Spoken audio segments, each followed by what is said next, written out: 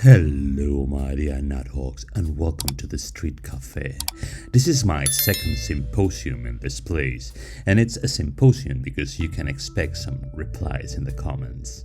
I already covered most of the queerness in the classic show, where we met the charming little fellas like Alpha Centauri, Kronos, the Candyman, Ace, the Third Doctor, and the Master. But after the wilderness years, the show came back with an amazing tagline: the adventure of a lifetime. 20 years on, the TARDIS is still flying through the time vortex. Break, heart, break. Fail, live or fail. But if you can hear me complaining, I'm neither dead or in jail. The year is 2005. The show had been resurrected by a group of longtime fans, helmed by the showrunner Russell T. Davies. Since the 21st century is even wokier, I don't know, I'm making wokier-ish than the 20th, queer representation starts showing up unveiled, without the subtleties of classic Who. In Season 1, we had the first open LGBT characters. This is Captain Jack Harkness, an omnisexual polyamorous character played by the brilliant John Barrowman, currently cancelled for indecent exposure and other shalongi shenanigans. Not only was he the first man to kiss the Doctor in the mouth, but over 4 seasons of Torchwood, he became a queer icon, known for having fun with every gender, alien or human. Have you ever eaten alien meat? Yeah. What was it like? Oh, he seemed to enjoy it. This led the fandom to create the Jack Harkness Scales, a guide for teratophiles regarding consent in sexual relationships with monsters. The idea is simple. If it's an adult and can verbally consent, Jack Harkness will bunk it. Of course, none of this is serious, but this funny meme reflects how the character has developed his own strange mythology on the internet. Another of the dubious representatives in this first season is Cassandra O'Brien, who first appears in the second episode of the revival, The End of the World. She is a stretched rectangle of skin with eyes and a mouth and needs constant moisture. She has decided to undergo surgery to become the thinnest, leaving only a veiny skin map with a face connected to a brain beneath her. Cassandra presents herself as the last human in the year 5 billion, ready to see the sun go supernova and consume the Earth. She only refers to her past in one line, speaking nostalgically about when she was a boy on that planet. The portrayal of a trans character as obsessed with plastic surgery is quite questionable, but in the episode it seems like a minor detail. When we see her again at the beginning of the next season in New Earth, she has fun possessing different bodies, including Rose and the Doctor himself. I suppose you could say she enjoys jumping between genders. In the end, she ends up in the body of a terminally ill man, and seeing her imminent death, the Doctor decides to take her in the TARDIS to her most important memory: the last time someone told her she was beautiful. There we see Cassandra as a middle-aged woman. The terminally ill man approaches and tells her that she is beautiful, then dies in her arms. It's a touching little scene where the old Cassandra dies in the hands of her younger past self, knowing she has closed the circle of her life.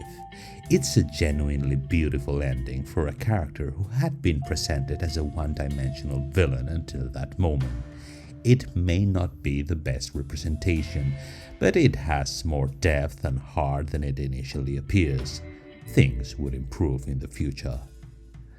Madame Bastra and Jenny appeared during the Moffat era, a lesbian couple in the Victorian times formed by a Silurian and a human who, along with the Sontaran Strax, formed the Pater Noster gang.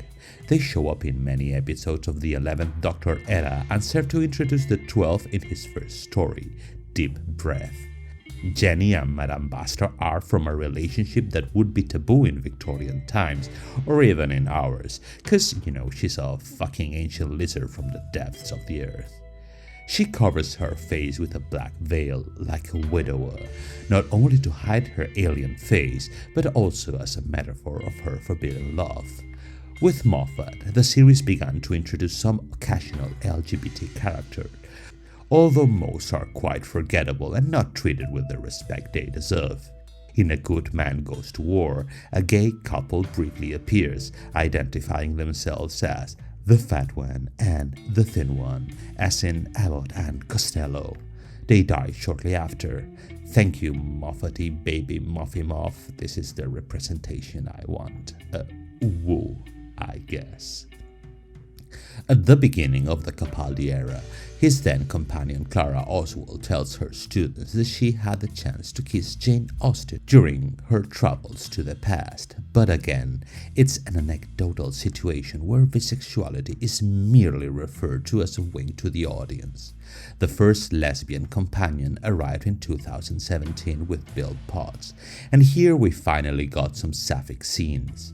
There had been a lot of LGBT representation in the spin-off Torchwood, but this was the first time Doctor Who put a character from our community in the spotlight.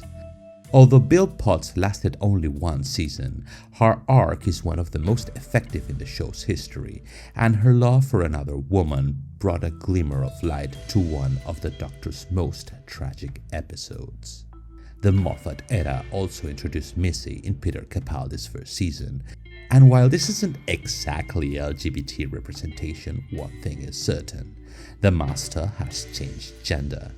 The mechanics of regeneration don't resemble the real experience of transgender people, but it does break the patriarchal tradition of almost every Time Lord being presented as male through the show's history, with honorable exceptions like Romana or the Rani, and I don't think we could call the Rani honorable. But if the Master could change gender, the Doctor could too, right? When Chris Chibnall took over the series, he introduced Jodie Whittaker as the Doctor, an idea that had been floated in the 1980s by suggestion of Grant Morrison. The reception to this was mixed, but I don't want to focus on that pathetic display of misogyny. The regeneration from Peter Capaldi to Jodie Whittaker was, again, a transgender operation through the magic of regeneration. However, this reading is not something the series applies thoroughly. The female Doctor turned out to be a continuation, only making humorous reference to her past as a man. That body change didn't seem to affect her beyond some nods to the audience and a single episode about witch hunts, and perhaps it would have been interesting to explore that aspect of regeneration more. In the end, the roles remained the same, but with a feminist coat of paint, where the companions became the femme. In conclusion, her gender change wasn't explored with much depth. The same can be said for her lesbian relationship with her companion Yaz. Despite the dedication that two actresses put into their performances, the script limited them to a platonic love with an anticlimactic conclusion, which disappointed many of us at the end of The Power of the Doctor. However, I want to make a lukewarm defense of Chibnall in this case. Whittaker's Doctor was never portrayed as romantically available. She was quite detached and sometimes even autistic coded. I also wanted my lesbian kiss. I also felt queer-baited, but by the end, I sensed 13 would have never been that intimate with Yaz. The idea of this incarnation of the Doctor kissing her companion seems antithetical to her characterization, and I think I can respect Chibnall's decision to be coherent with his writing, at least in this occasion. But then the return of Russell T Davies was announced, and a 60-year-old gay man decided to take representation to a new direction. The political situation in the UK is critical, with the most successful writer of the islands, J.K. Rowling, waging a cultural battle on Twitter against transgender people. Harry Potter is a flagship of British popular culture, but so is Doctor Who. The series has always been a progressive standard, and Russell T Davies acknowledges in interviews the need to take a stand. In 2022, before Jodie Whittaker's final episode aired, a return was announced with a parade of tweets featuring smiling faces. Russell T Davies, who had been critical of Disney and its lack of LGBT representation, signed a deal with the Missy Mouse to distribute the series internationally through Disney+. The next Doctor was announced as Ncuti Gatwa, then known for the series Sex Education, in which he played a gay character. The young transgender star of Heartstopper, Yasmin Finney, was introduced as Rose Noble, Donna Noble's trans daughter. Lesbian actress and outspoken activist Miriam Margolyes voiced Beep the Meep, and shortly after, gay actress Neil Patrick Harris and gender non-conforming Jinx Monsoon joined the cast of villains.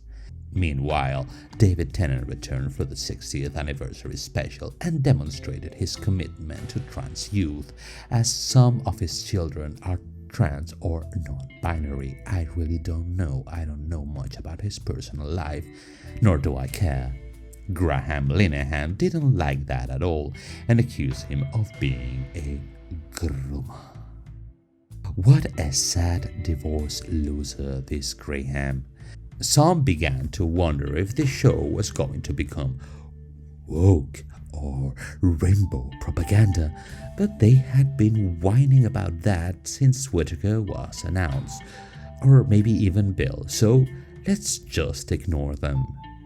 The Star Beast Mark Russell T Davies returned to the series after 12 years, and with it began all the LGBT representation he had promised. The result was somewhat mixed. On the one hand, everyone celebrated Rose Noble as a well-integrated trans character in the story, but on the other, some of her lines felt a bit disingenuous.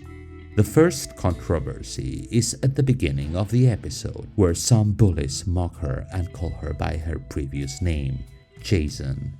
In an interview, Russell T Davies said that the name had appeared because he wanted to unflinchingly represent the community's oppression, and because Jason comes from the Greek healer, which would explain why Donna named her daughter that. The moment when her grandmother, Sylvia Noble, messes up her granddaughter's pronouns is also a simple and empathetic scene that acknowledges her mistakes but highlights Sylvia's love and dedication to Rose's identity. Other scenes feared worse. When the Doctor meets the Meep, he refers to them as a he. In a somewhat forced moment, Rose fulfills her role and demands that he ask the Meep for their pronouns. To lighten the situation and crown it with a joke, Beep responds that their pronouns are the definite article, the Meep. This scene, however, is irrelevant within the context of Doctor Who, where almost all monsters and aliens have been represented or coded as male. Queer YouTuber Verity Ricci analyzed all the episodes of the series to conclude that almost all the characters in the show, alien or not, are played by men. She notes that in Wild Blue Yonder, they also ask about the gender of a dead pilot, which the Doctor identifies as female, taking a little step forward. The exchange between Beep and Rose isn't the best dialogue in the series, but it opens the door to dispel the male by default norm in science fiction. The major problem came at the end of the episode, presenting the solution to the Donna Doctor meta-crisis from Season 4. By holding a fragment of the Doctor's Time Lord energy in her brain, Donna risks losing control, but this is solved by a strategically placed Deus Ex Machina. Rose Noble is the key, having taken half of the energy within herself, and in the climax of the scene, she repeats the words non-binary, non-binary, referring to the Doctor, but is she also referring to herself? The answer is rather confusing. But the most embarrassing moment comes at the end when Donna and Rose hold hands and tell the Doctor that he is presenting as a male and he couldn't understand what they're going to do. With a love of satisfaction and by the grace of timey-wimey space gender magic, they decide to let go of that patriarchal Time Lord energy because women can let go of things. Conservatives roar at this like gorillas, but more interestingly to me are the opinions of trans people who simply felt that Russell T Davies, as an older man, had a bit of a gender essentialism mistake there. I think the criticisms are valid, and despite some of the missteps, it shows that Russell T Davies isn't afraid to face the wave of transphobia dominating the right-wing culture war discourse. Around the same time, the 15th Doctor, Ncuti Gatwa, officially came out as queer in an interview with GQ magazine, but he assured that he had never been in the closet before. By this, I believe he refers to his personality and taste for fashion, which indicated that his inclinations weren't exactly normative. The Devil's Court introduced Jinx Monsoon as a new non-binary villain and queer actor. The maestro of music is an ancient entity, neither male nor female, who shines with a performance very rooted in RuPaul drag queen philosophy, taking everything to the max. It's a kind of camp that works well in Doctor Who, but many fans and critics, including those from the community like Vera Wild, considered it excessive and one-dimensional. Personally, I quite like the exaggerated performance, even though it was hampered with a very mediocre script. But the absolute confirmation of the 15th Doctor homosexuality happened during the 6th episode of his season, Rogue, in which there's a romantic scene with a kiss to the space bounty hunter played by Jonathan Groff. Rogue reminds us a bit of Captain Jack Harkness in how he is presented, but he's clearly a different type of character built from a similar archetype. My favorite scene in this episode is the tango between the Doctor and Rogue. It's Astor Piazzolla's Libertango, composed in the early 1970s. It's a beautiful piece of music that defied the traditional standards of the genre, mixing in the influences of jazz to create a new sound that mixes tradition and modernity. It is the perfect sound for a scene where they are trying to break the rules of Regency poshness while still keeping on with the traditions of their famous dance floor dramas. By the end of the episode, Rogue kisses the Doctor in a strategy to sacrifice himself and save Ruby Sunday. Some press outlets have wrongly addressed this scene as the first gay kiss in Doctor Who, and we know this is not right. However, it is probably the most romantic one. It lingers, and the hand expresses the longing of a deeper desire. It knows it's beautiful, and it's ready to show us that. I really like this scene. The queer history of Doctor Who is long and varied, but it reflects both the evolution of the show and the changing landscape of society. From the subtle nods in the classic series to the explicit inclusivity in the modern era, Doctor Who has continually pushed boundaries and challenged norm, as have most Whovians, inspired by his challenge to the male patriarchal archetypes of violence and hubris. Yes, it had its missteps and controversies, but through the changing time, the show has always made strides in embracing LGBT themes and characters, bringing visibility for queer audiences around the world, including a Spanish little F-slur like me. And as long as the big gay granddad Russell T Davies is the boss of it all, Disney will be serving us content for at least 2 seasons, whether they like it or not. And here is the end of the journey, so I'll park my TARDIS and demand your likes and subscribe and comments, because I am sure I missed a couple of queer characters. I think some gays died in Praxis and some pregnant male presenting person named his child Avocado, and there was also those couple of sweet old ladies in Gridlock. Anyway, my Patreon is at patreon.com/Quetzal. I don't make much money from these videos, so if you want to support me, follow the link in the description to join my Patreon, where I post drawings, exclusive tests, access to my Discord, and early access to each of these videos. Anyway, time for me to bugger off. Take care of yourself, Nighthawks. Allons-y.